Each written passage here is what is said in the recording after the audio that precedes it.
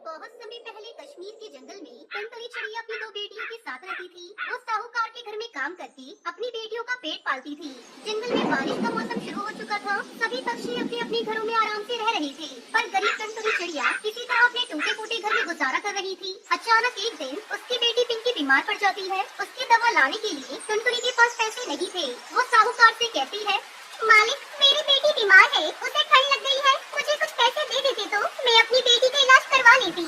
देख टुनटुनी, मैं तुझे काम के बदले पैसे देता हूँ। तेरी बेटी बीमार है, इसमें मैं क्या कर सकता हूँ? तेरे जैसे और कई नौकर मेरे घर पर काम करते हैं, सभी को अगर मैं पैसे देने लगा तो मैं भी कंगाल हो जाऊंगा। मैं तुझे फालतू पैसे नहीं दे सकता। तब तक आप लोग कमेंट में बताएं 67 - 56 कितने होते हैं। मालिक ऐसा मत कहिए, पिछले साल की तूफानी बारिश की वजह से मेरा पति मर गया, लेकिन अब मैं अपनी बेटी को मरता नहीं देख सकती, मुझ पर दया करिए। तो ठीक है, अगर तुझे पैसे चाहिए तो तू अपना घर मेरे नाम कर दे और पैसे ले जा। मालिक अगर मैं अपना घर आपको दे दूंगी तो मैं अपनी बेटियों को लेकर ठंड में कहाँ जाऊंगी? तो फिर मैं तुझे पैसे नहीं दे सकता, तू कहीं और जाकर पैसे मांग। ठीक है मालिक, मैं अपना घर आपके नाम कर देती हूँ। मेरी बेटी की जान मेरे लिए घर से ज्यादा कीमती है। टुनटुनी अपना घर साहूकार के नाम करके उससे पैसे ले लेती है और अपनी बेटी पिंकी का इलाज करवाती है। 2 दिन बाद ही साहूकार टुनटुनी के घर पर कब्जा कर लेता है। माँ, इस बारिश में हम कहाँ रहेंगे? वैसे भी पिंकी अभी तक पूरी तरह से ठीक नहीं हुई है। तुमने अपना घर बेचकर ठीक नहीं किया माँ। क्या करती? अपना घर बेचने के सिवा मेरे पास और कोई दूसरा रास्ता नहीं था। माँ देखो ना, पिंकी ठंड से कपकपा रही है, जल्दी चलो। हे भगवान, हमें इस मुसीबत से जल्दी निकाल, कोई तो आसरा दे हमें। बस बेटा थोड़ा हौसला रख, हमें अभी कोई रहने का ठिकाना मिल जाएगा। टुनटुनी अपनी बेटी पिंकी और भूरी के साथ नए घर की तलाश करने लगती है। अचानक भूरी को नारियल का ढेर दिखता है। माँ, वो वहाँ नारियल का ढेर पड़ा है, हम नारियल से अपना घर बनाते हैं। हाँ बेटा, यही ठीक रहेगा। टुनटुनी अपनी बेटी भूरी के साथ मिलकर नारियल का घर बनाती है। माँ, अब तुम्हें उस लालची साहूकार के घर काम करने की कोई जरूरत नहीं, हम अपना व्यापार करेंगे। लेकिन हमारे पास तो पैसे है ही नहीं, फिर व्यापार कैसे करेंगे? यहाँ पर इतने सारे नारियल पड़े हैं माँ, हम इसी नारियल से बर्फी बनाकर बेचेंगे। आपको तो बहुत अच्छी बर्फी बनानी आती है। टुनटुनी को अपनी बेटी का सुझाव बहुत अच्छा लगा। अगले दिन से वो नारियल की बर्फी बनाकर बेचने लगती है। कई पक्षी उसकी दुकान से नारियल की बर्फी खरीदते हैं। देखा माँ, अपनी नारियल की बर्फी कितनी अच्छी तरह से बिक रही है, सभी पक्षी को बहुत पसंद आ रही है। हाँ बेटा, ये सब तेरे कारण ही संभव हुआ है। इस तरह टुनटुनी चिड़िया बारिश के मौसम में नारियल की बर्फी बेचकर खुशी खुशी अपनी बेटियों के साथ नारियल के घर में रहने लगती है।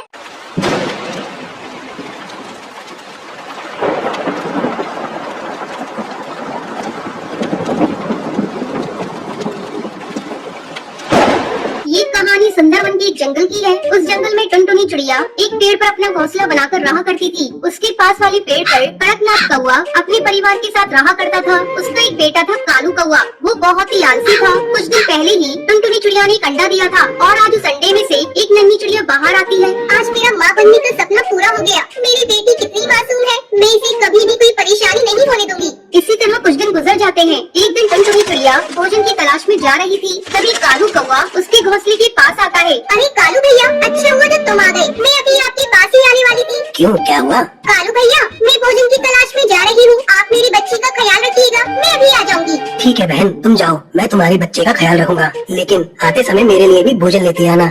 हाँ हाँ कालू भैया, आप चिंता मत करिए, मैं जरूर लेती आऊंगी आपका भी भोजन। इतना कहकर टुनटुनी चिड़िया भोजन की तलाश में चली जाती है। कालू कौवा चिड़िया की बेटी की देखभाल करने लगता है।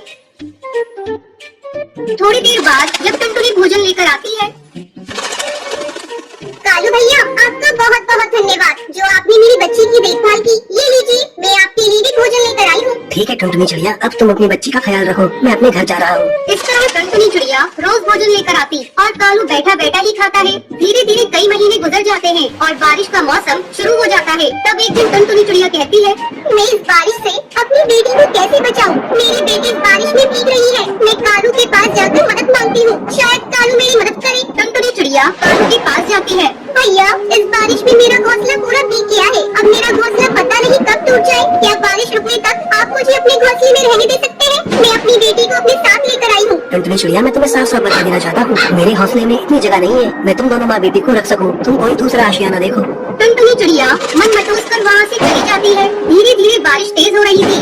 अचानक टुनटुनी चिड़िया को एक पेड़ में बड़ा सा सुराख दिखाई देता है। टुनटुनी चिड़िया अपनी बेटी को लेकर उस सुराख में छुप जाती है। सुबह हो जाती है, लेकिन बारिश नहीं थमती। टुनटुनी चिड़िया अपने घोंसले की मरम्मत करने लगती है। अब टुनटुनी चिड़िया का घर बारिश में भीगने से बच जाता है। इस बार टुनटुनी चिड़िया अपने घोंसले को छाती से ढक देती है। कालू कौवा टुनटुनी के घोंसले को देखकर कहता है, अरे ये टुनटुनी चिड़िया तो बहुत ही चालाक निकली। इसने तो अपने घोंसले को छाते से ढक लिया है। मैं मौका देखकर इसका छाता चुरा लूंगा और अपने घोंसले में लगा दूंगा। एक दिन जब टुनटुनी चिड़िया अपनी बेटी के साथ भोजन की तलाश में गई थी, तब कालू कौवा टुनटुनी चिड़िया के छाते को चुरा लेता है और उसे अपने घोंसले में लगाने लगता है। तभी गुंडा चील वहाँ आ जाता है और वो कालू से छाता छीन लेता है। कालू कौवे, तुमने बहुत गलत किया। तुमने टुनटुनी चिड़िया का छाता चुरा लिया। अभी जाओ जाकर ये छाता टुनटुनी चिड़िया के घोंसले में लगाओ। अगर तुमने ऐसा नहीं किया तो मैं तुम्हें मार डालूंगा। गुल्ला चील के डर से कालू कौवा छाता ले जाकर टुनटुनी चिड़िया के घोंसले में लगा देता है। फिर उस जंगल के सारे पक्षी और टुनटुनी चिड़िया अपनी बच्ची के साथ खुशी खुशी रहने लगती है। ढोलकपुर नामक एक गांव में कालू नाम का एक कौवा रहता था। कालू बहुत ही खुशमिजाज किस्म का कौवा था। कालू कौवा बाकी पक्षियों की तरह ही था, मगर उसकी लंबाई बहुत कम थी। वो बौना था। कई बार पक्षी कालू कौवे की कद की वजह से उसका मजाक उड़ा दिया करते थे, मगर कालू कौवा उन लोगों की बातों पर ध्यान नहीं देता था। अरे भाइयों, तुम सभी यहाँ चाय पीने आते हो या लड़ाई करने आते हो? अभी मैं तुम पक्षियों को आजाता हूँ, फिर तुम सभी लड़ना तो एकदम बंद ही कर दोगे, वो भी अभी के अभी। क्या रे कलुआ, कैसन हो? तुम्हारा ही इंतजार कर रहे थे। अब तनिक कुछ मस्त सा सुनाई दो। इस हफ्ता शांति के खातिर दिमाग का दही हुई गवाह है। अरे भैया जी क्यों परेशान होते हैं? अब आपका कलुआ आ गया है ना, ये लीजिए कलुआ की तरफ से एकदम तड़कता फड़कता शानदार चुटकुला। तो एक बार की बात है, एक पत्नी अपने पति से कहती है कि अजी सुनते हो, पड़ोस की मीना की बेटी को 100 में से 99 नंबर मिला है। इस पर पति पूछता है, अच्छा फिर एक नंबर कहाँ गया? ये सुन पत्नी कहती है कि वो नंबर है अपना चिंटुआ लेकर आया है। कालू के चुटकुलों को सुन सभी जोर जोर से हंसने लगते हैं। वाह भाई वाह, कालू चुटकुला सुन के तो मजा ही आ गया। अब इसके बाद कुछ दूसरा सुना दो। ठीक है, आप लोगों की खिदमत में मैं कालू एक प्रश्न पेश करने जा रहा हूँ। तो सुनो, एक पत्नी अपने पति से चॉकलेट छिपाकर सबसे ऊंची रैक पर रख देती है। पति ये देख लेता है, मगर लास्ट चाहने पर भी उसे चॉकलेट नहीं मिल पाती। बताओ क्यों? अरे बाबा रे, उतना तो मालूम ही नहीं है, तू ही बता। अरे भैया जी, उसके पति की इतनी लंबाई ही नहीं थी कि वो वहाँ तक पहुँच पाता। मतलब वो तेरी तरह भूना था। ये सुनकर कालू कौवा बहुत दुखी हो जाता है। सभी उसका मजाक उड़ाने लगते हैं और जोर जोर से हंसने लगते हैं। अच्छा ठीक है, अब हम चलते हैं। क्या रे कालू, तू भी ना जैसा खुद है वैसा प्रश्न करता है। कालू कौवा उदास होकर अपने घर आ जाता है। मैं हमेशा गांव वालों के मजाक को मजाक में ही लेता हूँ, मगर ये सभी हर वक्त मेरे कट का मजाक बना देते हैं।